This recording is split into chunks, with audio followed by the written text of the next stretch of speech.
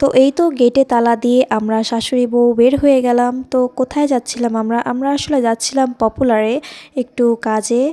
আসসালামু আলাইকুম everyone, welcome to my daily blog. তো এই তো পপুলারে চলে এসেছি এবং এখানে হচ্ছে আমার শাশুড়ি একটা টেস্ট করাবে, সেজন্যই মূলত আসা।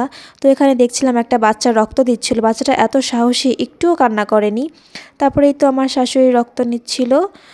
আর তারপর আমরা চলে আসি মার্কেটে একটু শীতের কাপড় চোপড় কিনতে, কিন্তু সেরকম ভালো কিছু চোখেই পড়ছিল না, শুধু ছোট বাচ্চাদের এবং ছেলেদের কালেকশনই বেশি দেখছিলাম। অনেক খোঁজাখুঁজির পরও কিছু পাচ্ছিলাম না, শুধু এক দোকান থেকে আর এক দোকানে ঘুরছিলাম। অনেক দেখার পরও দেখা যাচ্ছে যে দামে মিলছে না, আবার দামে মিললেও কোয়ালিটি ভালো না, পছন্দ হচ্ছে না। তো এরকম করতে করতে করতে করতে একটু দোকান ঘুরে বেড়াই, তারপরে যেখানে কিছু কসমেটিক্স দেখছিলাম, যদিও এখন নিব না কসমেটিক্স। তারপরে অবশেষে একটা দোকানে আসলাম এবং সেখানে একটু পছন্দ হচ্ছিল কিন্তু দামে মিলছিল না। তারপর আমরা আবার আরেকটা দোকানে যাই এবং অনেক ঘাটাঘাটি, অনেক খোঁজাখুঁজির পরে মাত্র 2টা সোয়েটার আমরা কিনতে পেরেছি। তো যাই হোক, সেই সোয়েটারের আর ভিডিও করা হয়নি। তো আমরা এই দোকানটা থেকেই 2টা সোয়েটার কিনি, বাসায় পরার আর কি সোয়েটারগুলো।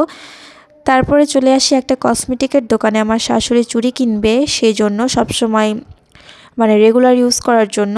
তো এখানে চুড়ি দেখছিলাম, তেমন একটা পছন্দ হচ্ছিল না, ডিজাইন ভালো ছিল না। তারপরে আরেকটা দোকানে চলে যাই এবং চুড়ি নিয়ে নেই।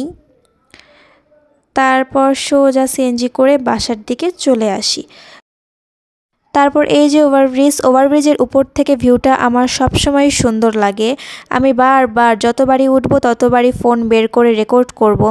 তারপর এই যে নিচে নেমে গেলাম, আর নিচে গিয়ে আমরা পেয়ারা কিনেছি, কিন্তু আমি সেটা রেকর্ড করতে পারিনি, পরে বাসায় এসে রেকর্ড করেছি।